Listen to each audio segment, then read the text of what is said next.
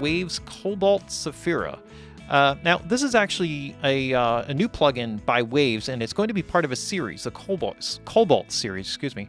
And the first one in that series is called Saphira. So what Waves has done is actually a really, really smart thing, because what they've done is they've spent a lot of time and energy in working on emulation technology. And one of the more difficult things in working with emulation technology is actually capturing the harmonic distortion characteristics. So if you follow any of my classes and follow any of my teachers, I talk a lot about harmonic distortion and what it comes from. So understanding a little bit about what harmonics actually are is they're sort of multiples of a given frequency. Now, there's a couple ways: numerical, whole number numerical multiples, or what I sometimes prefer is like an additive. So, for example, if you had like if a bass player plays an A, I can't remember whether it's an A1, which is 110 cycles, or A2, right? So if you play 110, then the first harmonic would be 220, but then it would be 330, then 440. So when you just do a multiplicative double, it's like an octave from a musical perspective. It's also a harmonic, but basically it becomes like an additive thing. So you keep adding 110 to the number and you're kind of running up the harmonic series. And that's the basic idea.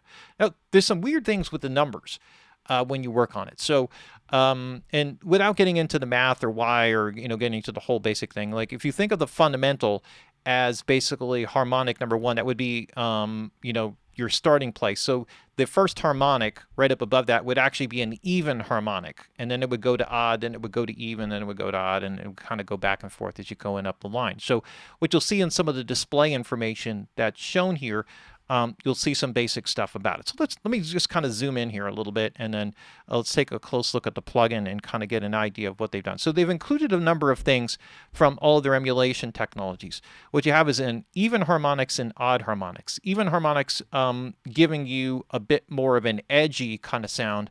Odd harmonics giving you more of a warmth characteristic. And it's hard to describe any other way than that, because when you actually work with it, it's a feeling sensation, and you kind of have to work with it from that perspective. So when they talk about edge and warmth, it's more of a feeling thing, and you kind of have to roll with it a little bit and kind of understand the perspective of it. But it's really smart the way that they've actually done this. So what you have is you have the input signal actually comes in, and it splits off, and it splits off twice, one going into the even harmonics engine, the other going into the odd harmonics engine. And what you have is a send, and the send level drives into the harmonic. So the more you actually drive, it's sort of like pushing into an analog component. The more signal you push into it, the more harmonic distortion you're going to get. You're going to kind of hit a wall with it as well, so that you're kind of overdriving it and determining how much you're driving that harmonic component.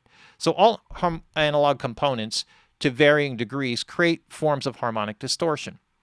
You've always seen like things like total harmonic distortion, THD, and this would be the total of harmonic distortion based off of the quality components. So when you get into higher quality components, those harmonics are either better sounding or they're significantly less. So you get sort of a clarity and kind of an openness.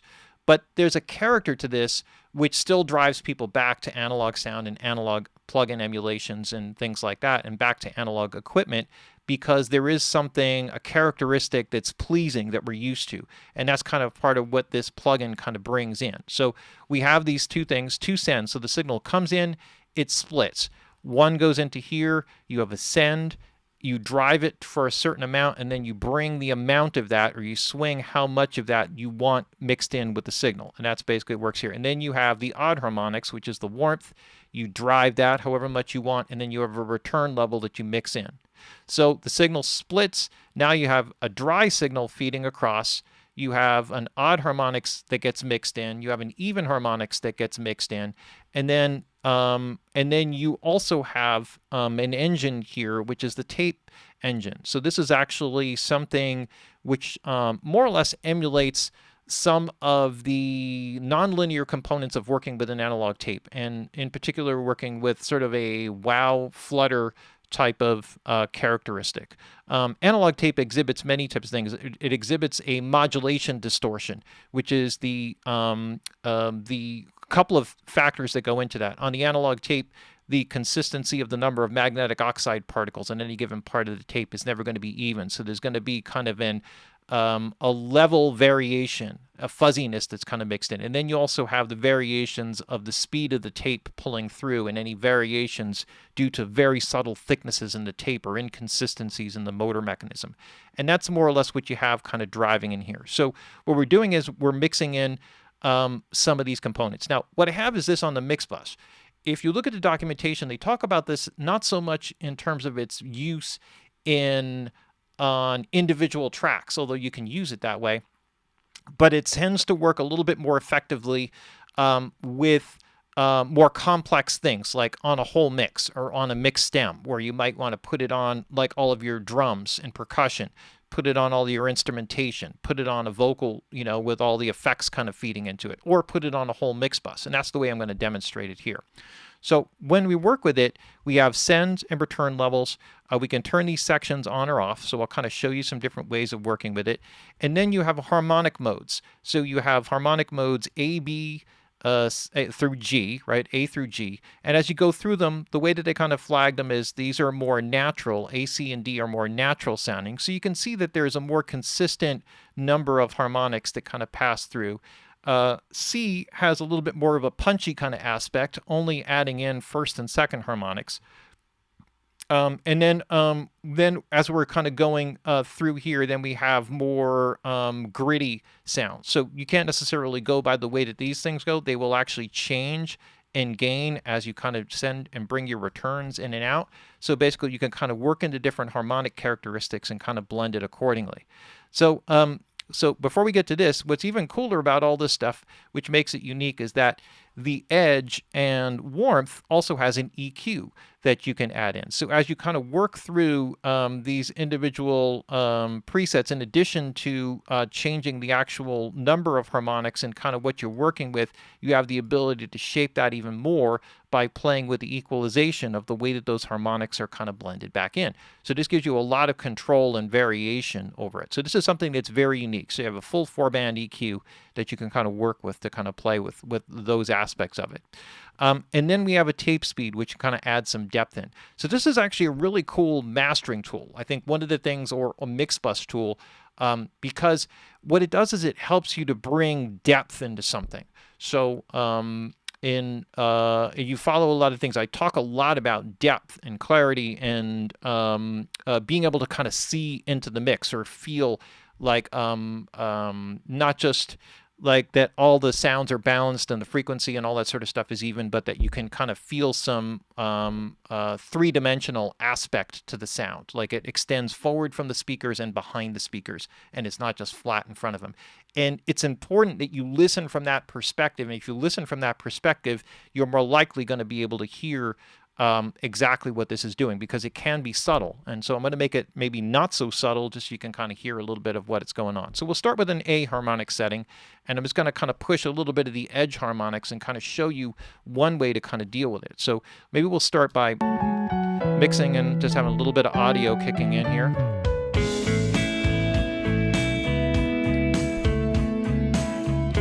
So I'm going to do this just instrumental so I can talk over it a little bit. So what I'm going to do is I'm going to drive up the return here so you can really hear what's going on with this.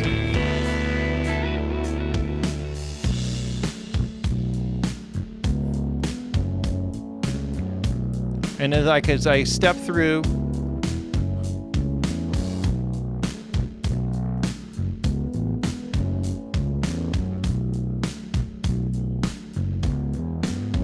so the reason why I do this is not like that's where it's going to end up being, but just to kind of exaggerate so you can kind of hear what it's about. So in other words, if I'm driving this, I may want to kind of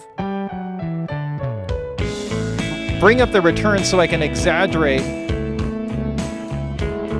how it is, what the vibe is or what the sound is, and then I can pull this back and mix it in.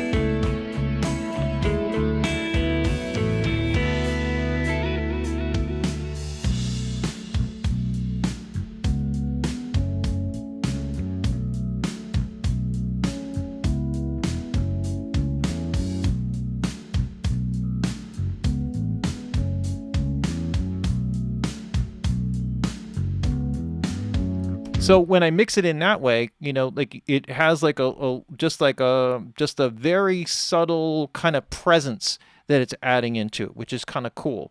Now I can do the same type of thing here with the warmth, and let's kind of drive this a little bit.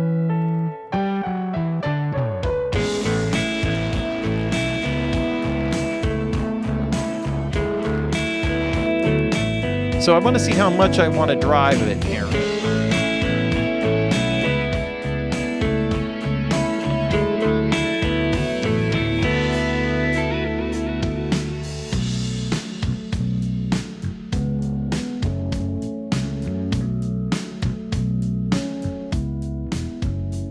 Back it off, and now I can kind of mix it in here. Sometimes you have to give yourself a little bit of a breather.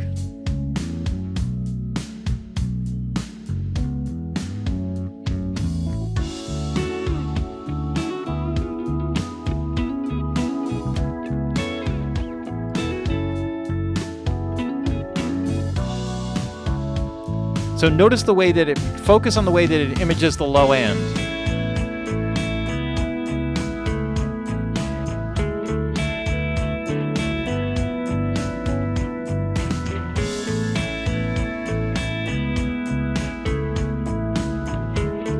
Now let's add in the edge along with it.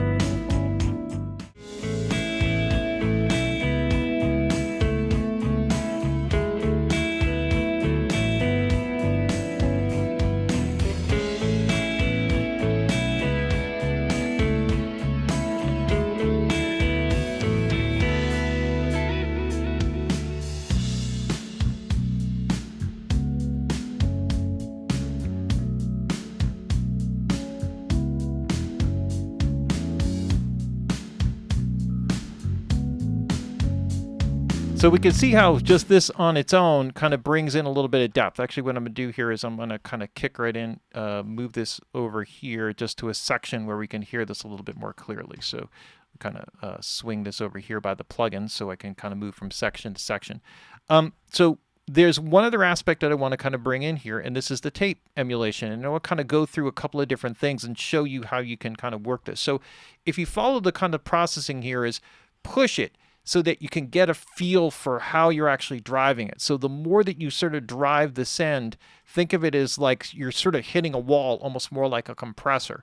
And so you're trying to figure out like that balance where it's giving you maybe the excitement or what it is that you're looking for, the edge, without necessarily just being muddy distortion. You know, so there's like some kind of balance, and every different mix or whatever it is, or stem that you kind of feed into it is going to respond a little bit differently.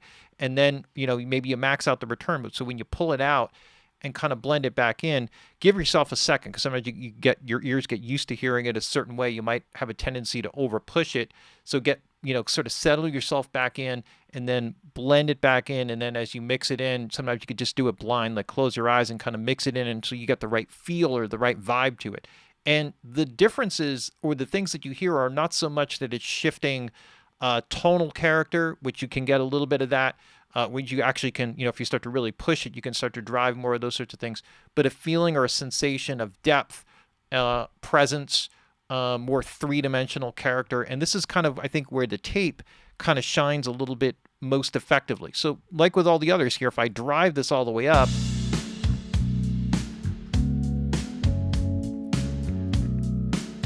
I can work with different tape speeds. So I'm cranking up the depth here. And this is going to create a little bit of a warbly unevenness. So you have standard tape speeds of 7.5, 15, 30, and then the numbers in between.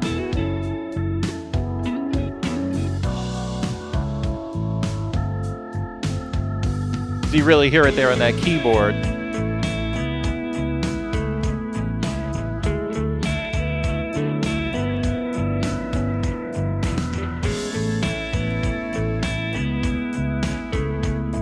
Okay, so exaggerating it, I kind of like the 11.25. So now I'm not going to have the depth all the way up here. This is something that I'm going to mix in a little bit more subtly. So the idea or the feeling that you should get when you're listening for this is a real like sense of like, now this should kind of really bring in some dimension to the back end when you set it right.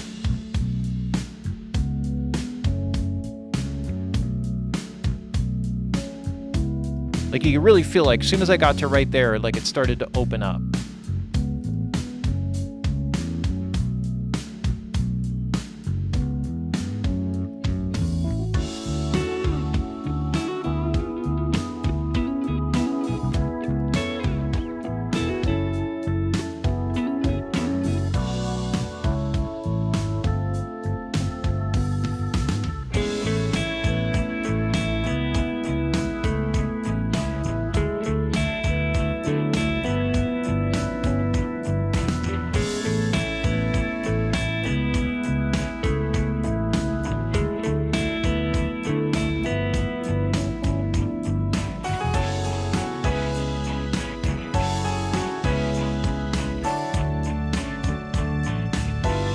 Just focus on the separation of the instruments.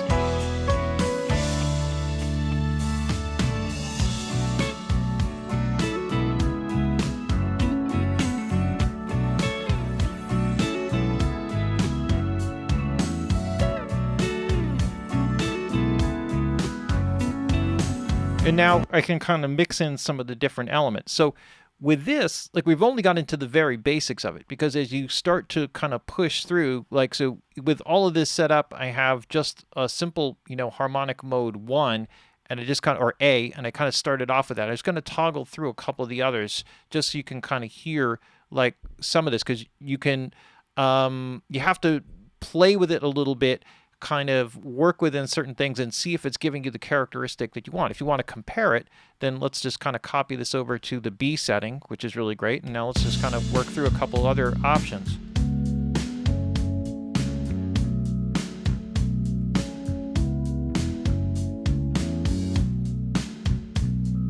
That just opens up right away.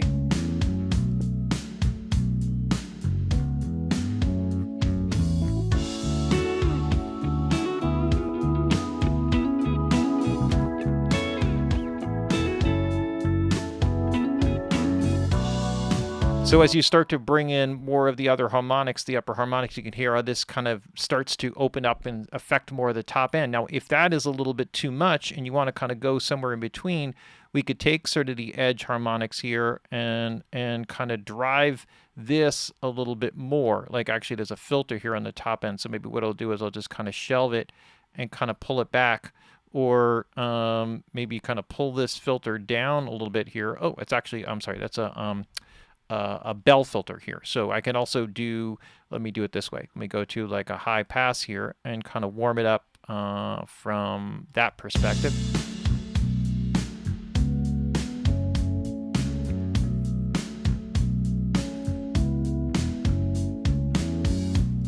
Kind of like the openness of it.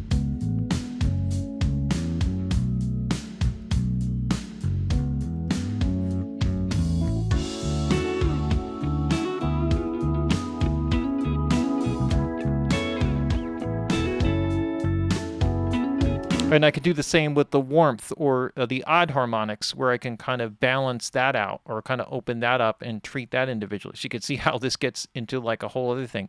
Now, the three that I selected here were all coming in on the A, B, and D, which are the more natural ones. So let's just kind of do a quick thing with one a little bit more of an aggressive one here.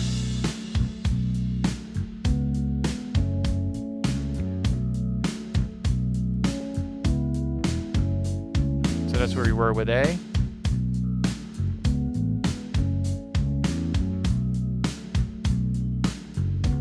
Now I also added in some things here, so let me just kind of do it from this perspective.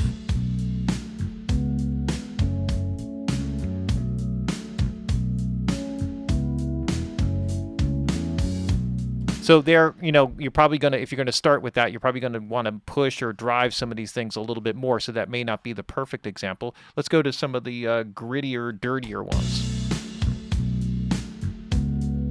So you see this naturally is pushing odd harmonics, or edge harmonics, I'm sorry, even harmonics. The numbers sort of throw you out.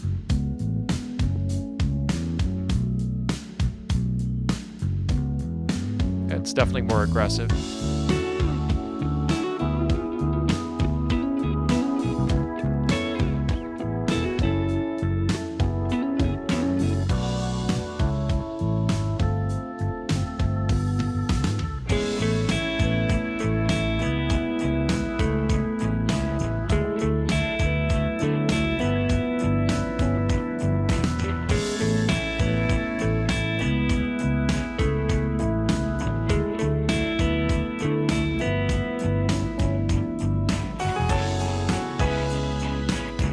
That's where you really hear it getting gritty.